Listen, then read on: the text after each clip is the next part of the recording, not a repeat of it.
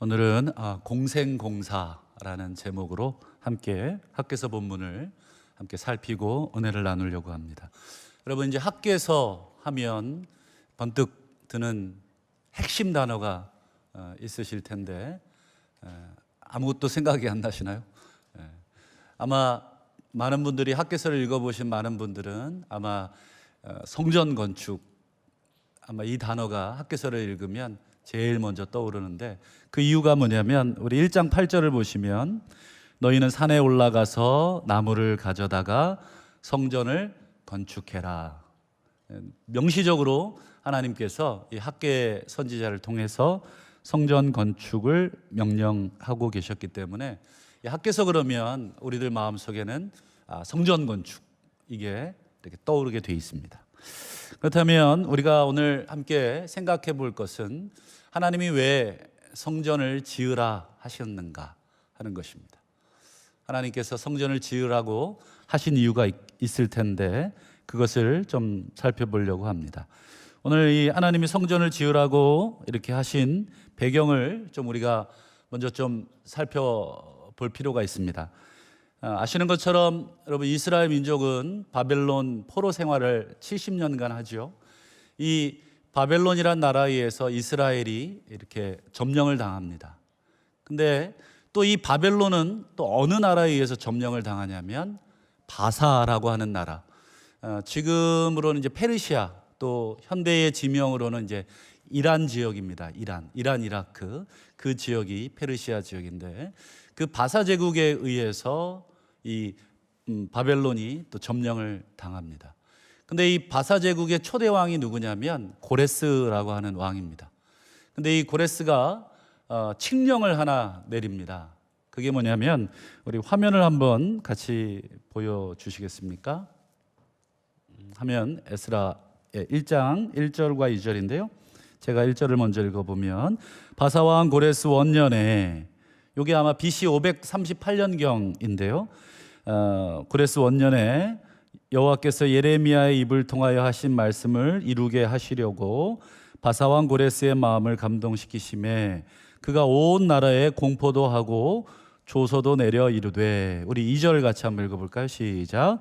바사왕 고레스는 말하노니 여호와께서 세상 모든 나라를 내게 주셨고 나에게 명령하사 유다 예루살렘 성전을 건축하라 하셨으니, 여기 보시면 2절 보시면 이제 하나님이 고레스인 자신에게 명령을 하나 내리시는데 그게 뭐냐면 유다 예루살렘의 성전을 건축해라. 유다 예루살렘에 성전이 없어서가 아니라 아시는 것처럼 이미 예루살렘에는 성전이 있었죠. 그게 이제 여러분 아시는 솔로몬 성전이고, 이 바벨론에 의해서 솔로몬 성전이 회파가 됩니다. 그리고는 이제 바사왕 고레스라는 사람이 이제 바벨론을 점령한 이후에 칙령을 내리는 게 바로 예루살렘에 돌아가서 성전을 재건해라. 이게 이제 에스라 내용입니다. 자세한 내용은 이제 우리 에스라서에 나와 있고요. 어쨌든 그렇게 해서 이스라엘 민족이 포로로 잡혀갔다가 귀환을 하기 시작을 하죠. 그래서 귀환한 공동체, 귀환 공동체라고 부르는데, 귀환 공동체가 성전을 재건하기를 시작을 합니다. 고레스의 칙령을 받고 이제 곧바로 재건을 시작하는 것은 아니고 한 준비 과정이 한 2년 정도 이렇게 준비를 합니다. 그리고 2년 후에 본격적으로 이제 성전 재건을 시작을 합니다. 근데 어느 정도 하냐면 한 1년 정도 이렇게 성전에 이제 기초를 다시 놓고 바닥 작업을 다시 쭉 마쳤는데 갑자기 공사가 전면 중단이 됩니다. 그 이유가 뭐냐면 그 당시에 이제 이스라엘 땅에 이제 한 70년 동안 살고 있던 사람들이 방해 공작을 한 것입니다. 뭐 지금으로 얘기하면 이제 청와대 국민청원 게시판에다가 뭐 이렇게 글을 올린 거죠. 그래서 지금 이스라엘 민족이 이 성전을 재건하려고 하는데 알고 있냐고, 이 성전을 재건하면 틀림없이 바사 제국에 대해서 반역을 일으킬 거라고. 그러니 이 성전 재건을 막아야 됩니다. 계속해서 그 당시 대적자들이 바사 제국을 향해 이 탄원서를 계속 집어넣습니다. 자세한 건 이제 에스라서에 잘 나와 있으니까 한번 보시고요. 어쨌든 1년간 진행되던 이 기초공사가 이제 전면 스톱. 그것도 이제 제국에 의해서 스톱이 된 거죠. 그러니까 아무도 그걸 시작할 수 있는 힘이 없는 것입니다. 그리고 이게 언제까지 성전 재건이 중단이 되냐면 우리 학개서 1장 1절을 한번 다시 보시면 다리오 왕 제2년 이렇게 돼 있죠. 다리오 왕이라고 하는 건 이제 바사 제국의 세 번째 왕인데 다리오 왕 제2년이 BC 520년경이니까 이게 이제 기간으로 한번 계산을 해보면 얼추 한 15년 정도가 됩니다. 그러니까 한 성전의 기초를 놓고 중지된 이후 다리오 왕 2년까지 기간이 한 15년 정도가 경과가 된 거죠.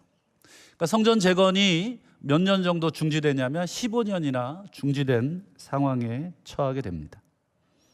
이런 상황에서 지금 하나님이 학개 선지자를 통해서 뭐라고 말씀하시는가? 8절 아까 우리 보셨죠? 8절을 보시면 너희는 산에 올라가 나무를 가져다가 성전을 재건해라. 15년이나 중단된 이 성전을 이제 하나님께서 다시 시작해라. 근데 여러분 이 하나님의 말씀에 대해서 이스라엘 백성이 평소에 뭐라고 말하고 있었냐면 우리 2절을 한번 볼까요? 1장 2절. 자, 만군의 여호와가 이같이 말하여 이르노라. 이 백성이 말하기를. 그러니까 이제 하나님이 백성들이 한 말을 듣고 지금 하나님이 다시 얘기하시는 거죠. 이 백성이 뭐라 그러는지 내가 들었는데 여호와의 전을 건축할 시기가 이르지 아니하였다 하는구나. 그러니까 백성들 사이에 뭐라고 얘기가 있었냐면 야 하나님의 집, 하나님의 성전을 건축할 시기가 아직 이르지 않았어. 그러니까 15년 동안 백성들은 계속 같은 말만 되뇌인 것입니다. 하나님의 성전을 건축할 때가 아니야. 아직은 때가 아니야. 이렇게 백성들의 말이 있었습니다. 근데 여러분 다시 2절을 보시면 여호와의 전을 건축할 시기 이렇게 돼 있죠. 여기서 이제 건축할이라고 돼 있는데 우리말 성경은 능동적으로 표현되어 있어요. 그러니까 백성들이 하나님의 성전을 건축한다 하는 능동적으로 되어 있는 표현이지만 원래 영어 성경이나 원어 성경에 보면 수동태로 되어 있습니다. 그러면 이걸 바꿔서 이걸 문장을 읽어보면 여호와의 전이 건축될 이렇게 표현해야 됩니다. 여호와의 전이 건축될 때가 이르지 아니했다. 여러분 능동태로 표현하는 것과 수동태로 표현하는 게 뭐가 다르죠? 야 우리가 여호와의 성전을 건축할 때가 아직 이르지 않았어. 이렇게 되면 그 주체가 누가 되냐면 우리가 됩니다. 우리가 건축할 때가 아직 안 됐어. 근데 이걸 수동태로 바꾸면 여호와의 전이 건축될 때가 아직 이르지 아니했어. 그러니까 우리는 짓고 싶은데 아직 건축될 시기가 아직 되지 않았어. 그러니까 하나님의 성전이 이 건축될 시기가 되지 않은 이유는 우리 때문이 아니라 하나님 때문이야. 이렇게 되는 거죠. 그러니까 하나님께서 소위 말해서 당신의 성전 건축을 허락하지 않고 있어. 이렇게 됩니다. 이 백성들이 성전을 재건을 시작했지만 아까 말씀드린 것처럼 이 바사 제국의 이거에 의해서 성전이 사실 중단이 됐습니다. 그런데 백성들은 그 상황에 놓고 어떻게 얘기하냐면 하나님이 이것을 허락지 아니하시나 보다. 우리는 하려고 했는데 이렇게 방해가 많은데 우리가 어떻게 하겠어. 아직은 하나님이 허락지 않아. 이렇게 얘기하는 것입니다. 왜 우리들도 그런 때가 있지 않습니까? 하나님의 어떤 뜻을 이렇게 분명하게 행하려고 하다가도 어떤 이렇게 주변의 환경이나 또 어려운 일을 닥치시면 흔히들 우리가 이렇게 표현하죠. 다음에 할래. 이렇게 능동적으로 말하지 않고 하나님께서 이게 좀 막으시는 것 같아. 이렇게 말할 때가 많죠. 언뜻 보면 되게 신중한 표현 같기도 하지만 또 한 가지 그런 말들 뒤에는 뭐가 있냐면 하기 싫은 거를 이제 하나님 핑계를 댈 때가 있죠. 뭐 예를 들면 뭐 이렇게 울고 싶은데 누가 이렇게 뺨 한 대 때려주면 뺨 맞은 김에 그냥 울면 그냥 아파서 우는 걸로, 마치 우리들의 마음 속에도 하나님의 뜻을 이렇게 행하다가 또 잘하고 있다가 어떤 방해나 어떤 외적인 어떤 것들을 맞이했을 때 하나님 핑계를 우리가 대는 그런 경우들이 우리에게 있습니다. 좌우간 여러분, 이스라엘 백성들도 지금 뭐라 그러냐면 2절을 끝에 여호와의 전을 건축할 시기가 아니라 여호와의 전이 건축될 시기가 아니다, 이렇게 얘기하는 거예요. 그러니까 수동태로 말하는 거예요. 아마 영어 성경을 갖고 계신 분들은 아마 보시면 수동태로 되어 있는 것을 보게 됩니다. 그러니까 전부 다 책임이 하나님께 다 가는 거예요. 하나님이 허락하지 않아. 그러자 하나님이 뭐라고 대꾸하시냐면 우리 4절을 한번 보겠습니다. 4절 같이 읽어볼까요? 시작. 이 성전이 황폐하였거늘 너희가 이때에 판벽한 집에 거하는 것이 옳으냐. 그리고는 우리 9절도 한번 볼까요? 9절. 너희가 많은 것을 바랐으나 도리어 적었고 너희가 그것을 집으로 가져갔으나 내가 불어버렸느니라. 나 만군의 여호와가 말하노라. 이것이 무슨 까닭이냐. 내 집은 황폐되었을 때 너희는 각각 자기의 집을 짓기 위하여 빨랐음이라. 그러니까 지금이 때가 아니다. 하나님이 성전 건축을 허락할 때가 아니다. 두 가지 이유가 있었는데, 첫 번째는 바사 제국이 성전 재건을 못하도록 중지를 명령을 하지 않았냐. 두 번째는 9절에 보시면 이게 소득이 없다는 뜻이거든요. 이게 많은 것을 바랐으나 도리어 적었고 그걸 집으로 가져갔지만 후 불어버렸다. 그러니까 이제 소득 가진 게 너무 없다는 거예요. 우리가 경제적으로 너무 힘들다는 거예요. 그래서 하나님의 집을 짓기가 너무 괴롭다. 그 말을 듣자 하나님이 뭐라 그러냐면, 그래서 내 집 짓는 게 힘드냐? 그러면 4절 끝에 보면 판벽한 너희 집은 뭐냐? 이 판벽하다는 게 뭐냐면 집을 이렇게 잘 꾸며놨던 그런 걸 말하는 거예요. 경제적으로 어렵고 외세가 우리의 하나님의 집을 짓는 걸 방해해서 하나님의 성전을 안 짓는다고 하는데, 그럼 이렇게 잘 꾸며놓은 너희 집은 뭐냐? 먹고 살기 너무 어렵다는데 이 상황에서 너희의 집은 이게 말이 되냐? 이게 하나님의 책망이었습니다. 그러니까 9절을 보시면 하나님께서 그들의 마음을 아시고 엄청 심술궂은 분처럼 이렇게 느껴지게 됩니다. 너희가 아무리 이렇게 재물을 모아도 내가 후 하고 다 불어버렸다. 너희 살림살이가 힘들어진 이유가 뭔지를 좀 생각해 보라는 것이죠. 이것이 하나님이 얘기하신 9절의 내용이고, 또 11절에도 한번 보시면 내가 이 땅과 산과 곡물과 새 포도주와 기름과 땅의 모든 소산과 사람과 가축과 손으로 수고하는 모든 일에 뭐를 들게 했습니까? 한재가 뭐죠? 이 냉기죠, 냉기. 그래가지고 이게 다 얼어버리게 만드는, 한파를 불어서 곡식이 추수할 때가 됐는데 다 얼게 만든 거죠. 그러니까 아무것도 못 걷게 되는 그런 상황. 여러분 9절부터 10절, 11절 보면 하나님이 이 백성들의 뭐를 꽉 조이고 있냐면 이 물질을 꽉 조이고 있는 거예요. 점점점 생활고에 시달리게 만들고 있는 그런 모습. 심지어 이 천재지변까지 동원하셔서 백성들의 살림살이를 더 어렵게 만드는. 여러분, 백성들의 살림살이가 더 어려워질수록 성전에 대한 마음은 어떨까요? 더 멀어지겠죠.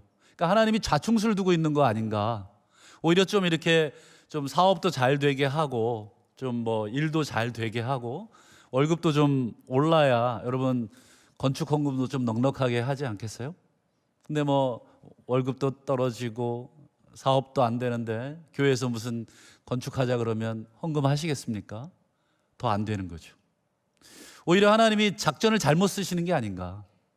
오히려 이렇게 한지를 이렇게 고춧가루를 뿌리실 게 아니라 이렇게 금가루를 쫙 뿌려주셔서 뭐 손대는 일마다 잘 되게 이렇게 해주셔야 지금 중단됐던 이 성전 재건이 이렇게 잘 될 건데, 오히려 안 되는 15년 기간 동안 하나님이 더 이렇게 이스라엘 백성들의 이 살림살이를 옥죄고 있는 그런 표현들을 하고 있어요. 여러분, 이쯤 되면 우리가 한 가지 고민이 들고 또 한 가지 오해가 들어요. 첫 번째 고민은 뭐냐면, 야, 이거 성전 안 지어 드렸다가는 우리 다 죽이시겠다. 성전 지으라고 지금 이렇게 대놓고 선지자 보내서 하나님께서 이렇게 우리를 협박하고, 심지어 뭐라 그러냐면, 너희 지금 소득이 적은 거 그거 다 내가 그렇게 한 거다. 니네 성전 안 지으니까 지금 내가 지금 너희들한테 그렇게 하고 있는 거야.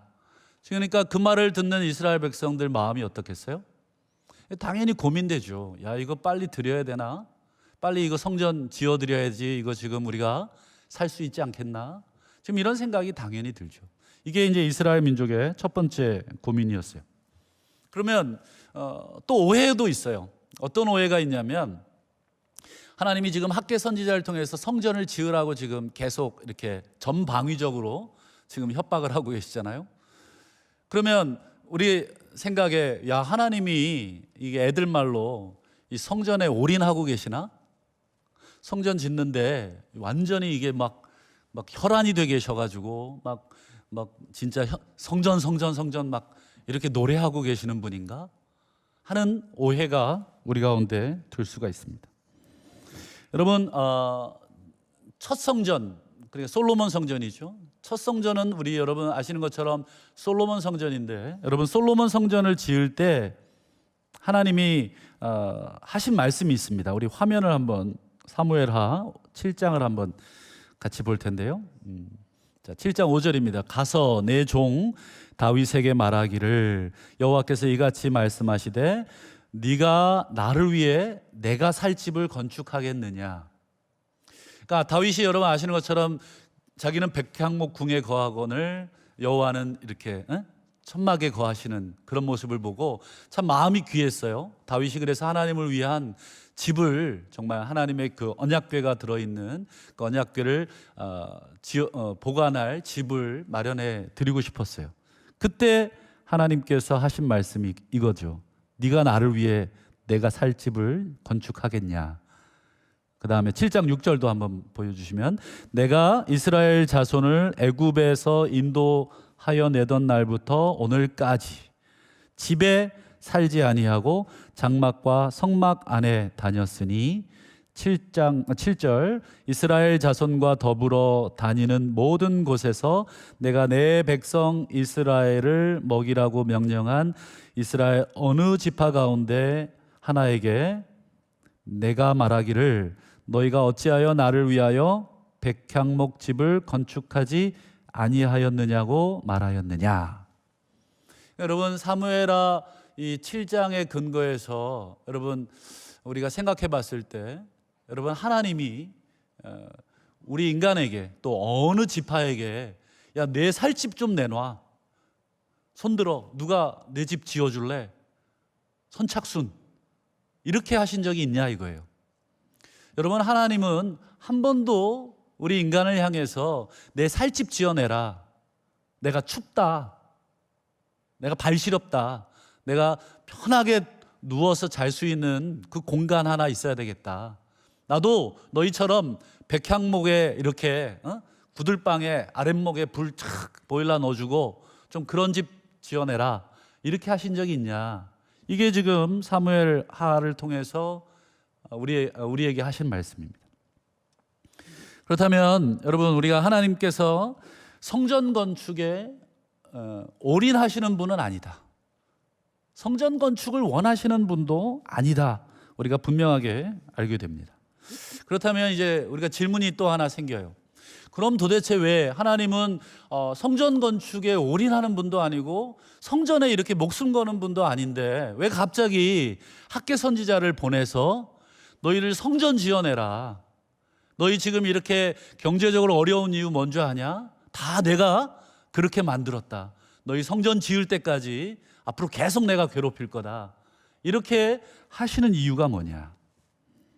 여러분, 도대체 하나님이 원하시는 게 뭘까? 성전을 지으라고 하는, 아까 사무엘 하 7장에는 내가 언제 성전 지어달라 그랬냐? 나는 성전 필요 없다. 그리고 여러분 아시는 것처럼 온 하늘과 온 땅이 전부 다 누구의 것입니까? 하나님의 것이고, 하늘의 하늘과 땅의 땅도 하나님을 감당할 수 없습니다. 하나님을 어찌 우리가 인간이 만든 이 공간 안에 제한할 수 있겠습니까? 그것은 불가능하지요. 하나님은 그런 분이 아니시잖아요. 그런데 왜 갑자기 학개서를 통해서 성전을 건축해라? 이게 오늘 우리가 함께 생각해 볼 주제입니다. 여러분, 한 가지 분명한 것, 하나님이 원하지 않는 것, 그거는 성전 건축이에요. 맞죠? 성전 건축은 하나님이 그렇게 원하시는 것은 아니에요. 그럼에도 불구하고 오늘 학개서를 통해서 성전을 건축하라 하는 것은, 우리가 분명하게 알 것은 이 건물로서의 성전은 아닐 거다. 최소한 하나님이 이렇게 벽돌로 된, 이렇게 된 집으로서의, 건물로서의 성전을 지으라는 의미는 아닐 거다. 그러면 학개서에게 성전을 지으라고 한 이유, 그것은 무엇인가? 여러분, 이 점이 오늘 우리가 함께 좀 고민하고 함께 묵상하고 함께 좀 기도해야 될 제목이라고 생각을 해요. 여러분, 왜 학개서에 하나님이 성전을 지으라고 했을까요? 여러분 대답하셔야 됩니다. 아까 말씀드린 것처럼 건물을 원하시는 건 아니죠. 그렇다면 하나님이 원하시는 정말 성전의 실체가 뭐냐? 그게 있겠죠. 거기는 아마 우리 학개서에 나오는 하나님의 이 말 속에 다 들어있어요. 대표적으로 우리 4절이죠. 4절. 내 성전은 황폐하였거늘 너희가 이때에 판벽한 집에 거하는 게 옳으냐? 뭐와 뭐가 대조가 되어 있습니까? 하나님의 성전과 너희의 판벽한 집이 대조가 되어 있어요. 하나님의 성전은 어떤 상태입니까? 황폐. 그리고 우리들의 집은요, 판벽이라는 게 이제 그 소위 말해서 이렇게 벽돌에다가 이렇게 막 장식을 붙인 거예요. 나무 장식. 그래갖고 되게 멋스럽게도 만들고 좀 이렇게 디자인도 내고, 그것도 좀 있는 집이 하는 거죠. 여러분, 없을 때 다 신문지 바르고 사셨잖아요. 아닌가요? 네.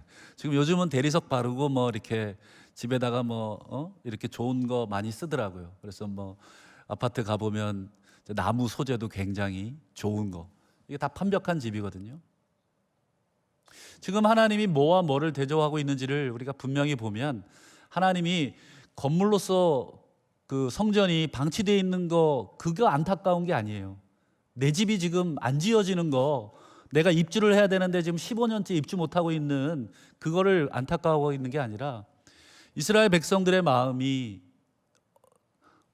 떠나 있는 것에 대해서, 뭐에 대해서? 성전에 대해서, 떠나 있는 거에 대해서 안타까운 거예요. 그리고 떠나 있는 그들의 마음이 어디에다가 지금 모여 있냐면 자신들의 집에 지금 마음들이 몰려 있는 것입니다. 여러분, 성전이 어떤 곳입니까? 여러분, 성전은 백성들이 함께 모여서 함께 제사하고 함께 기도하고 함께 하나님께 나아가고 함께 찬양하고 공동체의 축제를 즐기고 함께 하나님을 묵상하고 또 회개하고 여러 가지 일들을 의논하는, 여러분, 공동체의 뭐예요? 아주 귀중한 장소입니다. 하나님의 집이기 전에, 하나님의 집을 떠나서 이 성전의 기능은 공동체를 하나로 묶어주는 굉장히 중요한 수단입니다. 그런데 지금 여러분, 15년 동안 하나님의 성전이 방치되어 있다. 반대로 하나님의 성전이 방치되어 있으면서 동시에 자신들의 집에다가는 뭐를 바르고 있는 거예요? 아주 귀한 자재를 바르고 있는 것. 그것은 개인의 삶이 개인화되어 있다는 거예요. 철저하게 자기중심적인 삶으로 15년 동안 그것이 방치되어 있었던 것입니다. 한마디로 하나님께서 이 학개서를 통해서 성전을 재건해라 하는 이 명령을 통해서 책망하고 싶은 그 이면의 내용은 뭐냐면, 너희의 공동체성이 다 무너졌다. 하나님의 백성으로서의 그 하나됨, 그리고 서로를 향한 그런 격려, 서로를 위한 그런 모임, 이런 모든 것들이 다 무너지고 오직 너희의 가정, 오직 너희의 집만 잘 먹고 잘 살면 된다는 개인주의가 팽배해졌다 하는 것을 하나님께서 꼬집으신 것입니다. 여러분, 다시 말씀드리지만 하나님은 건물에 1도 관심 없으세요. 지금 여러분 학개서를 잘못 읽으신 분들은 성전을 건물 예배당을 지어드려. 여러분, 이건 예배당이에요. 성전은 없습니다. 그냥 이거는 우리가 집회하고 모이는 예배당입니다. 학개서의 핵심은 성전 건축, 예배당 건축에 있지 않고요. 학개서의 핵심은 뭐냐면 다 무너진 공동체성, 전부 다 개인화되어 있는 이런 사람들의 심령을 향해 하나님께서 책망하시는 것입니다. 그러니까 여러분, 성전을 재건하라고 하시는 이 명령은 하나님 당신을 위한 명령이 아니에요. 성전을 재건하라는 것은 하나님이 아니라 누구를 위한 명령일까요? 바로 우리들을 위한 명령이에요. 그러니까 부모가 여러분 자식에게 야, 공부 좀 해라, 만약에 이런다면, 여러분 그거 많이 듣고 자라셨고 저도 우리 아이들에게 가끔 얘기하는데, 공부 좀 해라. 여러분, 사실은 그 공부는 누구를 위한 거예요? 부모를 위한 건 하나도 없죠. 다 자녀들을 위한 겁니다.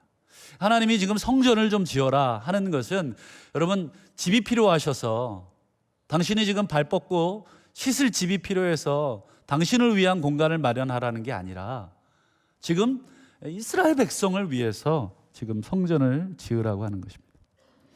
여러분, 이대로 성전을 더 오래 방치하면, 지금 15년간이나 방치가 돼 있는데 앞으로 이것을 더 방치하면 여러분 어떻게 될까요? 더 위험해지겠죠. 그래서 여러분, 이대로 두면 우리의 삶이 더욱더 어디로 함몰이 되냐면 나 자신에게로 함몰이 됩니다. 여러분, 그럼 잘 살 것 같지만 사실은 함께 망하는 길입니다. 여러분, 오늘 제가 설교의 제목을 공생공사라고 쳤어요. 공생공사, 한자말로 제가 붙여놨는데 함께 살고 또 함께 죽는다 하는 것이죠. 좋은 의미로 이렇게 어려움을 이렇게 잘 이겨나갔다 하는 그런 뜻인데, 여러분, 우리의 삶에, 내 개인의 삶에 집중하고 그러면 잘 살 것 같잖아요. 여러분, 학개 시대의 이스라엘 민족이 그렇게 살았어요. 공동체보다는 자신들의 개인의 삶, 주변의 환경을 핑계대고 아직은 하나님의 성전을 돌볼 때가 아니야, 아직은 성전이 건축될 시기가 아니야, 바사 제국의 방해도 있고 또 경제적인 개인적인 어려움도 있어, 지금은 내 집을 먼저 돌봐야 할 때야. 그래서 열심히 자기 사업도 하고 자기 집을 또 꾸몄어요. 그런데 하나님이 뭐라 그래요? 너희가 그럴수록 내가 후 하고 불어버렸다. 그리고 너희들의 모든 곡식에 한재를 내렸다. 여러분, 우리가 우리의 삶에 집중할수록 하나님은 그것을 점점점 밀어내시는 모습을 학개서를 통해 우리에게 보여주십니다. 그러면 이스라엘 민족, 또 우리가 살 길은 뭘까? 우리의 삶에 집중하는 것이 아니라 하나님이 원하시는 공동체의 삶에 우리가 집중하는 것, 그게 사실은 정답입니다. 우리의 삶에 집중하면 우리가 다 같이 죽는 것입니다. 그런데 우리가 공동체의 삶에 집중하면 우린 다 같이 사는 것이다. 그것이 정말 이스라엘 공동체의 운명입니다. 여러분, 우리가 매주일 이렇게 한 공간에서 왜 예배 드리시나요? 여기 오는 시간, 저 멀리서 오시는 분들이 많은데 1시간 이상 걸려오시는 분도 있죠. 2시간 이상 걸려오시는 분도 있고, 저도 대학 시절에 저희 집에서 저희 모교회까지 버스로 1시간 반 걸렸어요. 1시간 반 동안 버스 타고 가서 예배 드리고 그랬어요. 여러분, 왜 이렇게 모이십니까? 그냥 요즘은 이제 인터넷 잘 돼 있고 또 저희 이렇게 설교나 이런 것도 녹화해 놓고 또 홈페이지에 올려 놓잖아요. 또 큰 교회 같은 경우는 실시간으로 위성으로 이렇게 또 생중계를 또 해주지 않습니까? 그냥 집에서 이렇게 보면 안 될까요? 잠옷 입고 씻지도 않고 옆에 간식 껴놓고 이렇게 오징어 다리 뜯으면서 마치 극장처럼, 그렇죠?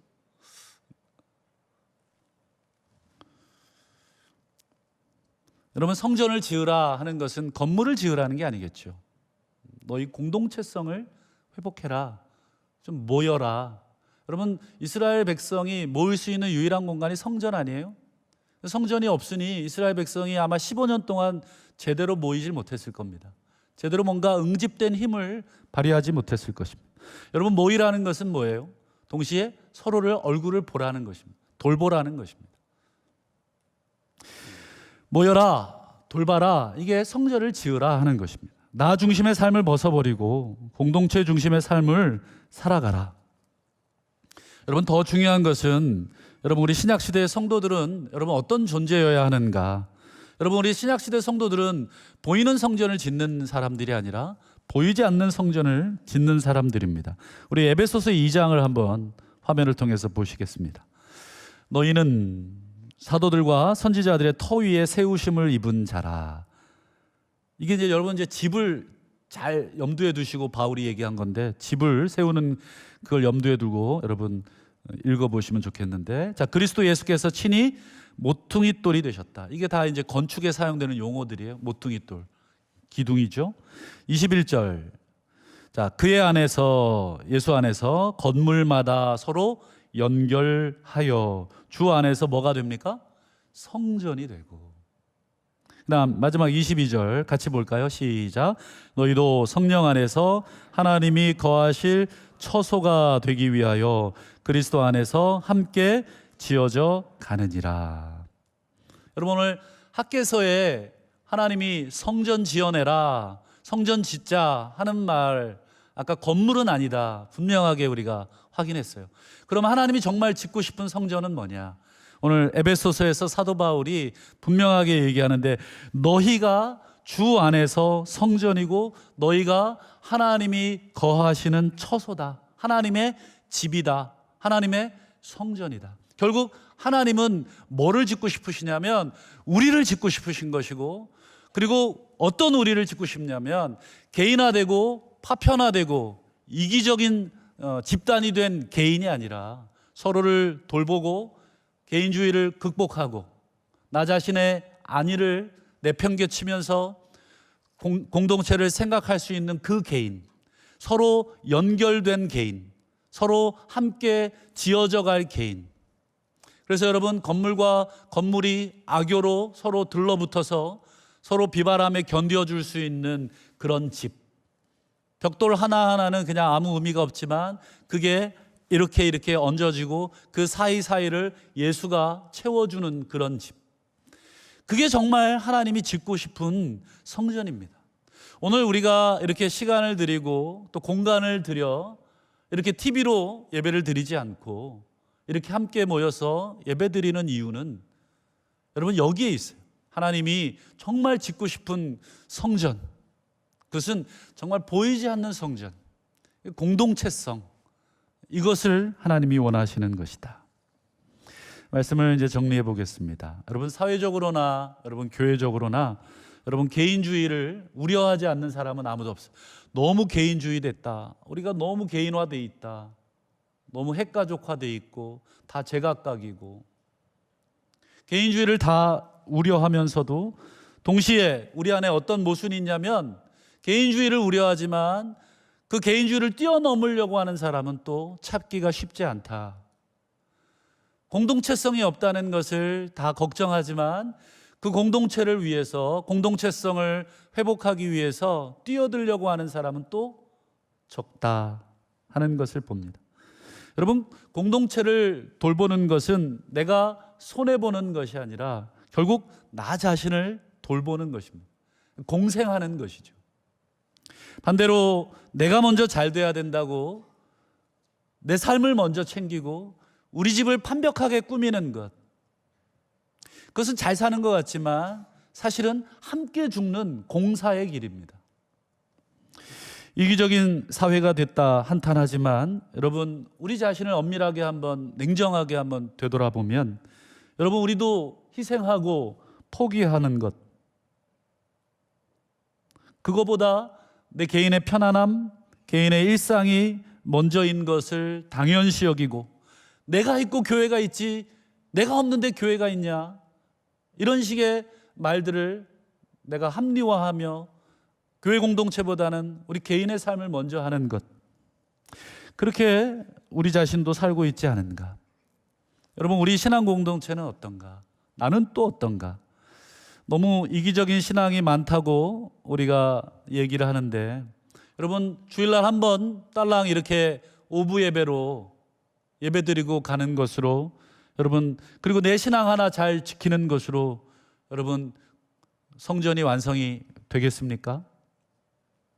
여러분, 사회와 교회 공동체 속에 소속이 돼서 여러분 서로 보이지 않는 성전을 우리가 지탱해주고 만들어주는 것, 그것은 생각보다 귀찮고 또 힘들고 또 괴롭습니다.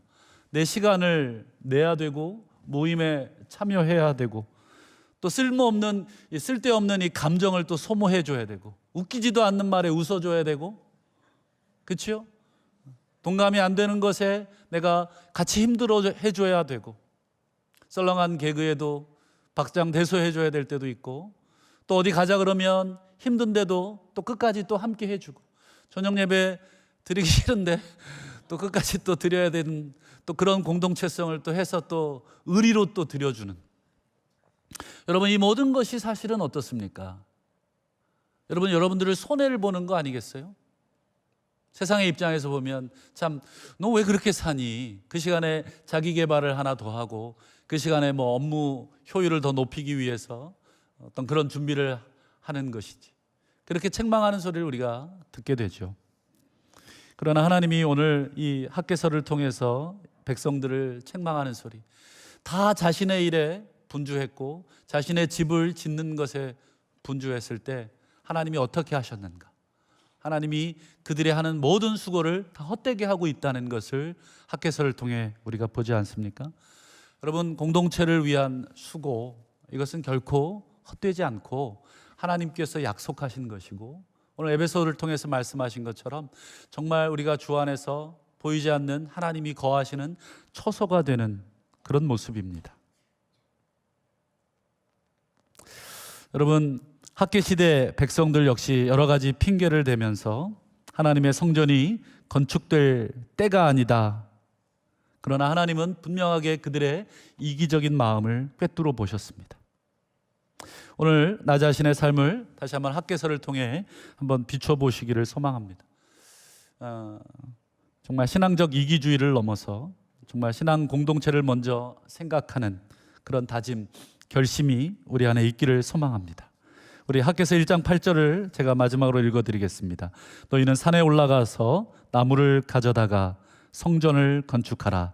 그리하면 내가 그것으로 말미암아 기뻐하고 영광을 얻겠다. 여러분, 우리 성전을 건축하십시다. 그래서 우리가 서로 끈끈하게 서로 공동체를 세워주시고, 그럴 때 하나님이 우리의 인생을 책임져 주시나 안 책임져 주시나 한번 우리가 하나님을 시험해 보시면 좋겠어요. 하나님 틀림없이 우리 인생을 책임지실 것입니다. 우리가 스스로 우리 인생을 책임지지 않았으면 좋겠어요. 우리는 공동체를 책임지고 하나님은 우리와 우리 공동체를 책임지시는, 정말 어떻게 보면 도박과 같은 이런 결단을 우리가 하고 이 문을 나서신다면 하나님이 더 기뻐하시는 귀한 공동체가 되리라 믿습니다. 이 시간 우리 다 같이 일어나셔서 우리 찬양하고 기도하고 마치겠습니다. 우리를 사용하소서. 우리 찬양하겠습니다.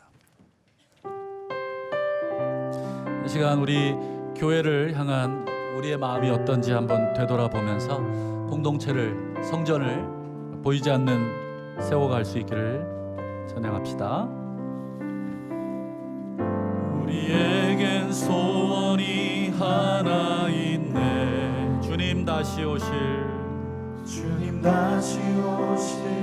그날까지 우리 가슴에 새긴 주의 십자가 사랑, 나의 교회를 사랑케 하네. 주의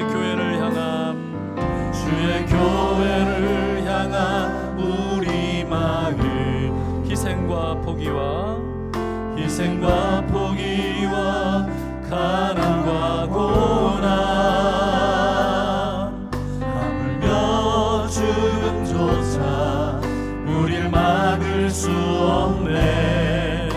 우리 교회는 이 땅에 희망 교회 되게 예배 되게 우릴 사용하소서. 진정한 은혜가 오늘 임하도록 우릴 사용하소서.